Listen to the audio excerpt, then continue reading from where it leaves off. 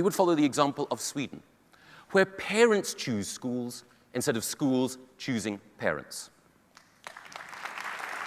Sweden has driven up standards in all of its schools by making one crucial change. Any parent can take the money that the government currently spends on their child's education and take that money to the school that they want. The honourable member opposite is keen to be introduced to the Swedish model, but unfortunately not something I can arrange today. Will he tell us about the billions of pounds in cuts which the Swedish model would mean? Will he tell us that there will be surplus school places springing up everywhere, not where they're needed, but where some have the loudest voices? And will he tell us that instead of local accountability, there'll be a lottery for parents and a hugely centralised bureaucracy? No, Mr. Speaker, he won't tell us any of those. What I perceive the Conservative policy to be in danger of doing is introducing so much variety into the system that the system is much more polarised between the best and the worst. Enthusiasm for the Swedish education system is fashionable in the UK. This programme explores the contentious Swedish supply-side model, where the state funds a free market of independent schools, and asks whether adopting its principles can ever hope to work in our own country. The first politician actually to look to Sweden as a way of improving education in the United Kingdom was Tony Blair. When he introduced his education white paper, one of the great successes was the establishment of the Academies programme. And we wanted to ensure that the sorts of organisations that have subsequently come into state education and provided an alternative, a better and independent way of doing things, are given the opportunity to expand. The barriers, which are currently putting them off, too much bureaucracy, problems with planning, central government direction, these are things that we want to remove in order to ensure that we have as many people as possible collaborating in driving up standards.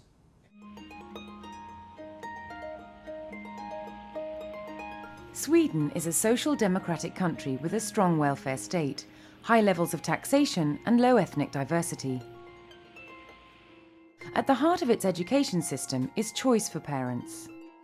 As valued consumers, they can effectively shop around, with the right to choose from a variety of schools in their local area. Angelica Bernier is a parent, and as a teacher as well, she understands the workings of this system from both sides.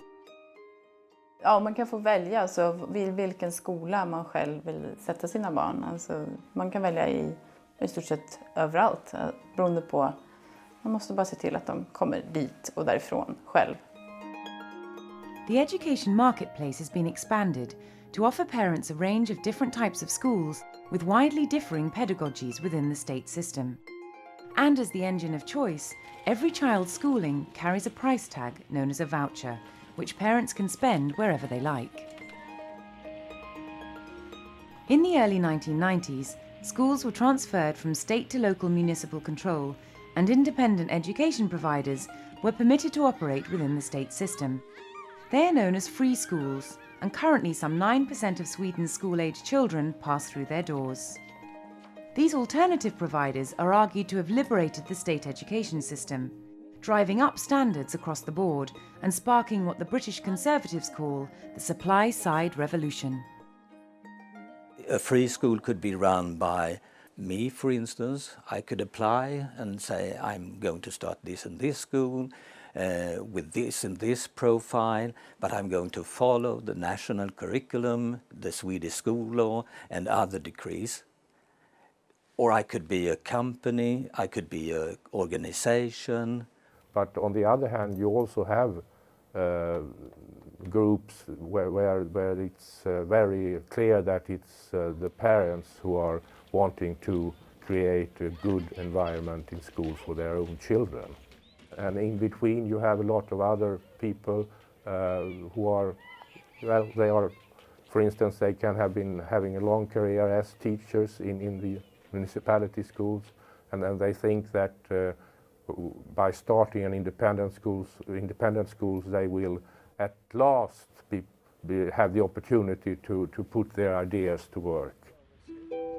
This is precisely the case at a little school outside Stockholm in the suburban district of Nacka, where the school was opened by a teacher who wanted a better education for her children. I was a teacher teaching Swedish and German in the secondary schools, and I was very frustrated about the way the school worked. There was very little cooperation between the teachers. Everyone, you went into a classroom, you had 40 minutes to teach the children. It took 10 minutes before everyone was settled, and you made your 40 minutes, and then bye-bye, and you went into the next classroom, you met the next children, and to me it was, I felt it was, no, this is not the way of teaching or learning, I thought. Är ni mörtar eller är ni abborrar? Abborrar. Med de där stickiga orangea små fenorna på ryggen. Och eftersom jag själv som lärare och pedagog så jag känner att jag vill förändra det här, annars orkar jag inte jobba i skolan längre. Det var viktigt att se, går det att åstadkomma en sån här skola? Går det att bygga upp någonting där det verkligen man kan arbeta på ett annat sätt? Plats. Då börjar smårivandet. Riva. Så sätter man den på något sätt som man tänker att det blir nog bra. A wide range of pedagogies accompanied the arrival of different providers, and Suzanne's school is no exception. Alltså vår idé med skolan, det var verkligen att ge större utrymme åt skapande i skolan. Alltså bildskapande, musik, att få fantasin, att lusten skulle vara en bärande princip. Så att, och de här har alltid 2 romsäckar, abborren har alltid en.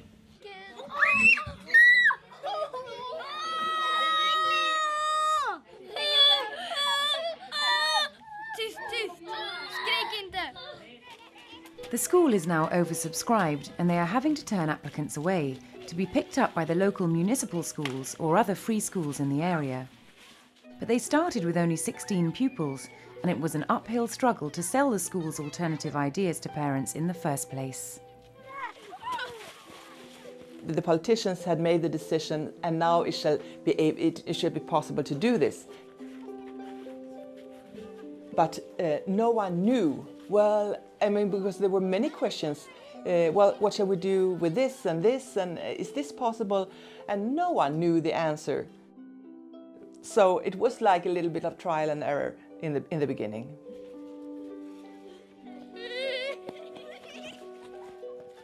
När vi började första året, jag hade ingen betalning. När sen 5 barn försvann så blev det naturligtvis ekonomiskt väldigt, väldigt tufft. Men det innebar att vi var tvungna att dra ner i personalstyrkan. Och det blev väldigt turbulent under den terminen. Men sen efter det så har vi inte haft några sådana stora konflikter eller så att vi lärde oss väldigt mycket av den första konflikten. Though trickier than in Sweden, current legislation in the UK does allow a range of organisations and groups to set up state schools, including parents. So far, only one secondary school has been opened with parents at the forefront in the UK, and this could only happen with unprecedented support from local government and extreme energy on the part of a group of parents in the London borough of Lambeth. Before we even got together, there had been years and years and years of inadequate provision for local kids. So children around here who hit 11 were then getting on buses and trains and travelling for hours to go to schools that nobody else wanted their kids to go to. It's almost as if we were turning our children into commuters. I mean, that's what it felt like, and, it's it wasn't a lesson that we felt that our children needed to learn at the age of 11. So there had been a lot of community concern, muttering in the playgrounds, lots of people banging on the doors of their local councillors. And it's to Lambeth's credit that Lambeth discovered this piece of legislation that said it would be possible to set up a new school with parents as the kind of driving force. Having come together in 2003, the group finally managed to establish the Elm Green School, and they now sit on the school board as parent governors. I think if other parent groups want to do this, I would encourage them absolutely. I think that the result that we're creating is fantastic. A group of parents coming together like this can utterly transform their community. Yes. This school will be there for another 100 years, whatever it is. That is hundreds of thousands of children who will benefit from what we've done. Yeah. A new building is currently under construction, and it's due to open its doors in the autumn of 2009. I have been contacted by several people quite a lot of people who've wanted to follow our example. But the problem that I keep finding is that lack of a site is very, very hard, particularly in London. You know, to find a site that's big enough to accommodate a secondary school is very, very hard. So it's a long haul, but it is absolutely the most worthwhile thing I've ever done. Back in Sweden, the number of schools has risen because of this supply-side model. Independent companies are leading the way at secondary level, funded by vouchers and operating at a profit.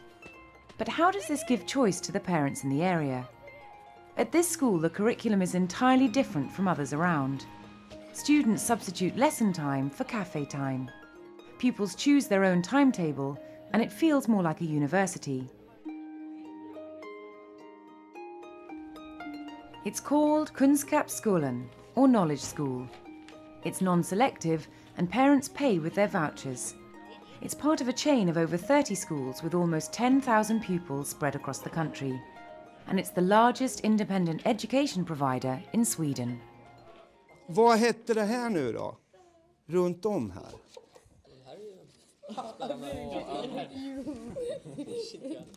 Farfar har ätit en sån. Ja, jag ska tala om för dig, i Turkiet så äter de det här. Det är en delikatess.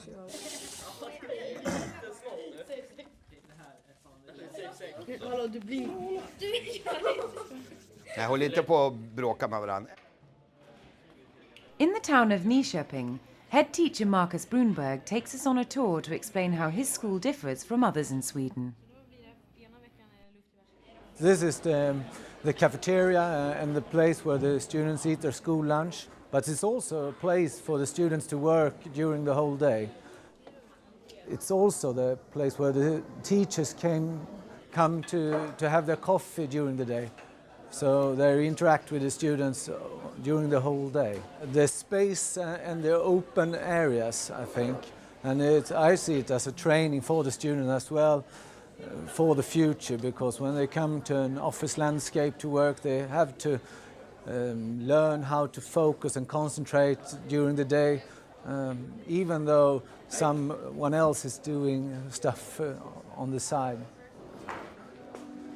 The emphasis is placed squarely on individualised learning in a range of different learning zones, from quiet booths and open areas to classrooms with panes of glass for walls. Students can consult teachers whenever they need their help, advice or guidance. But they are encouraged to make use of their unique logbook, to manage their own time and concentrate on the work that interests them on any given day. You get to work really independently, and there's you don't have a schedule that you have to follow.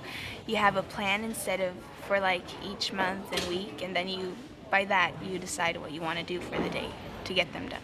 My parents wanted me to go here because they felt like it's a great school for those who feel like they want to prepare for later in life, and I feel like I'm more motivated here. But even in Sweden, there are arguments for saying that by going for this type of education for their children, parents may not always be making the right choices. Om man ska fixa kunskapsskolan så måste man nog vara en ganska så stark elev. Och alltså man måste liksom förstå att man måste lägga ner ganska mycket arbete. Sen å andra sidan kanske det kan motivera flera elever som vi i den kommunala skolan kanske inte alltid kan motivera, för att man kan få välja ett eget sätt att nå målet på ett annat sätt. Alltså, så att men jag tror att man måste vara en ganska så ansvarstagande elev helt enkelt. Kunskapsskolan has been operating in Sweden since 2000. But plans are now afoot to take their teaching model to other countries. This time, the leafy London suburb of Richmond is the target of their business expansion. So we're planning to open 5 academies here in the UK, based around the pedagogic approach we have in Sweden, so the personalised education model, but fitted to an English national curriculum and working within the academies programme. Some local parents are sceptical about the plans for expansion. The first we heard about the proposals to make Whitton and Hampton Community College HCC academies was splashed across the front page of the local paper, and it came as a bit of a shock for the parents of HCC, because from Dr. Demont taking over, the school has really thrived. It's really become everything it should be. And parent and businessman Kevin Rice is worried about their credentials. The situation with Kunskapsskolan is that they have never taught in England. They've no experience of the GCSE system. The Swedish system will require major changes to the way the school runs. The children will adopt new systems of learning and very much based on self-motivation. They have a system called personalised learning, and the question must be whether children from the age of 11 upwards can actually produce the necessary application to make that work. My thinking is, at the moment, it's a bit like Willy Wonka's chocolate factory. Kids are going to go in, stuff's going to go on like Oompa Loompas, we're not going to know what's going to happen, and then they're going to come out the other end, and by then, whatever the result is, it's too late to do anything about it. In the Stockholm suburb of Nacka, John Bornberg heads Kunskapsskolan's Specialist Science College. As a former English head, they're using his experience to find ways of bringing Swedish curriculum ideas to Richmond. If I look at the two different models now, I can see what we're proposing looks like a Kunskapsskola but hits all the targets within the UK system. The stage we've reached is that we've been and looked at every bit of good practice we can find in every aspect of British education, because there's much in England which is better than Sweden. You know, there's been a huge pedagogical movement and investment in the UK that we want to draw on. Our idea is not to have a kind of flat pack school that we bring from Sweden to England and put together here. It's about bringing the best ideas from Sweden and combining those with the excellent practice that's already here to create a new model for England. But the free school system in Sweden rests on parental choice driven by an oversupply of places.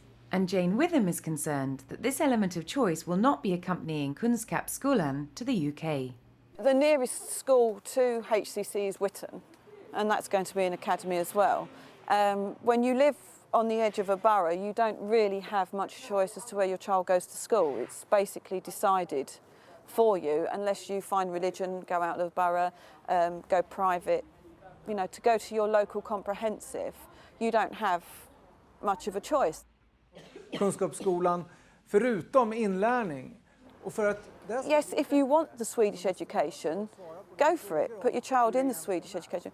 Why they don't find a plot of land, build a school and start from scratch and have everything they want, you know, that would be a much better idea. And then you could send your child there if that's what you wanted. Back in Sweden, Kunskapsskolan is just one of many different types of free schools that exist in the state sector. But there is a cost attached to this level of choice. The local municipal schools are obliged to offer a place to every student in case parents choose to withdraw them from a free school, thereby creating the crucial element of oversupply in Swedish schools, which some argue is a waste of resources. So you can start right away.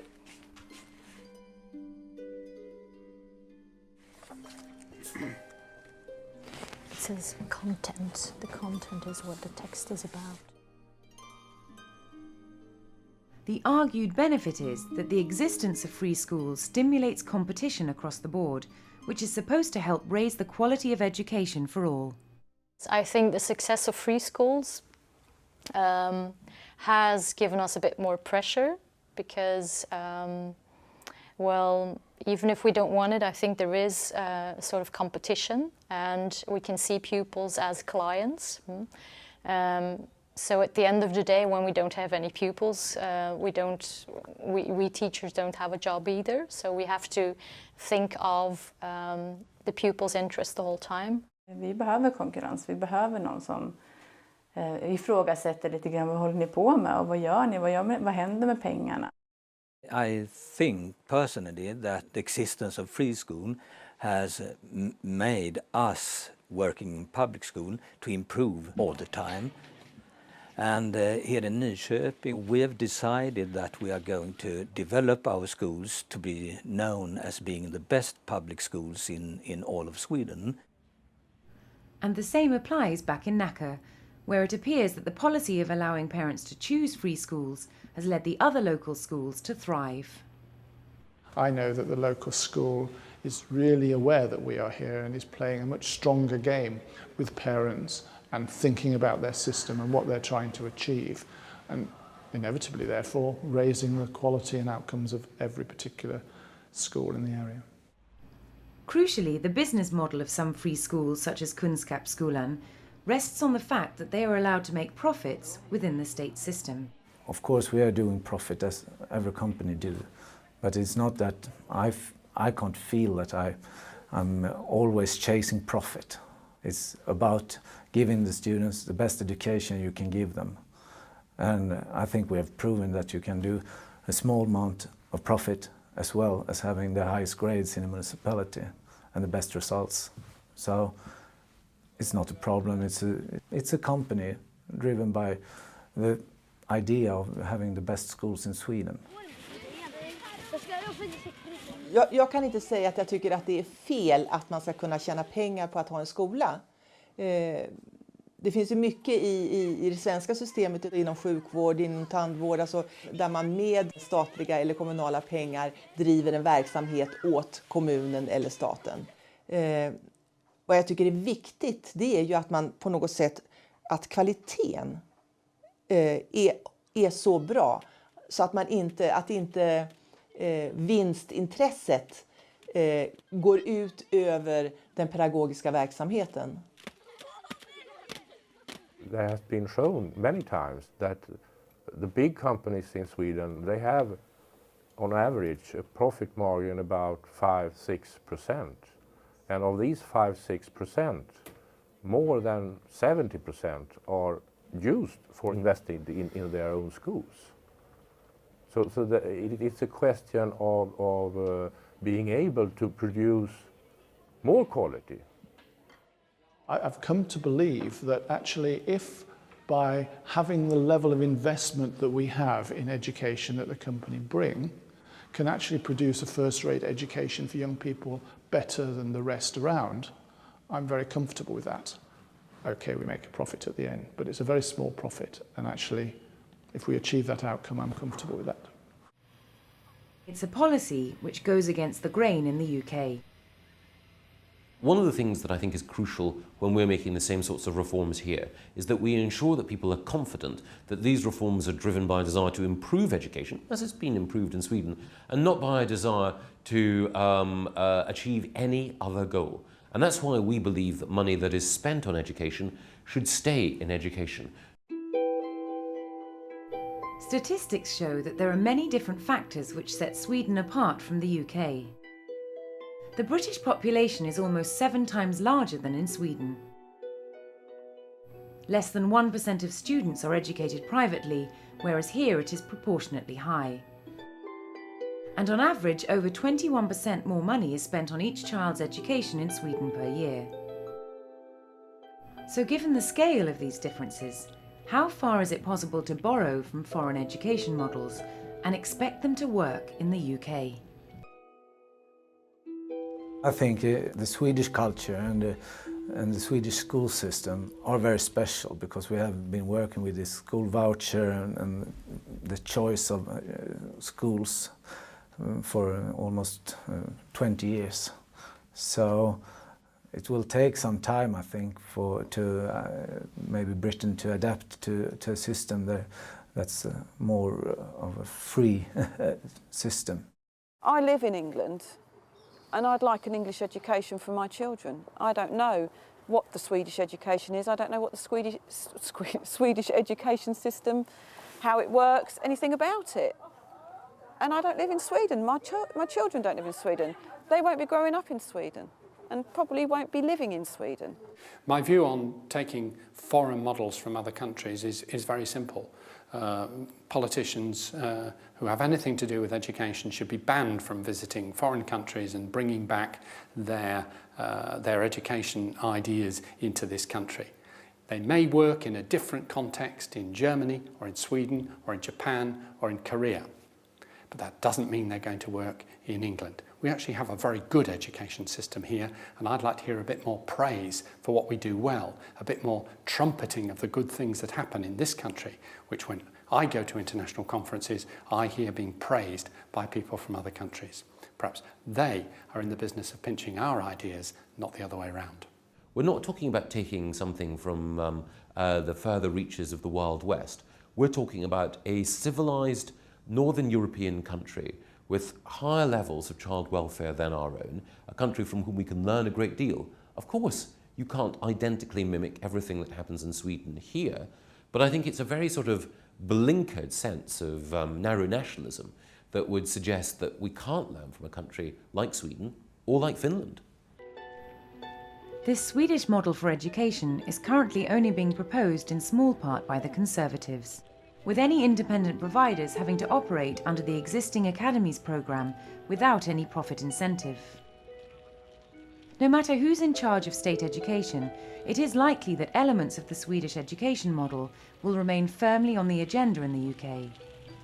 But the daunting cost of funding the oversupply of places means that full-scale implementation of a Swedish-style supply-side revolution is unlikely for a while to come.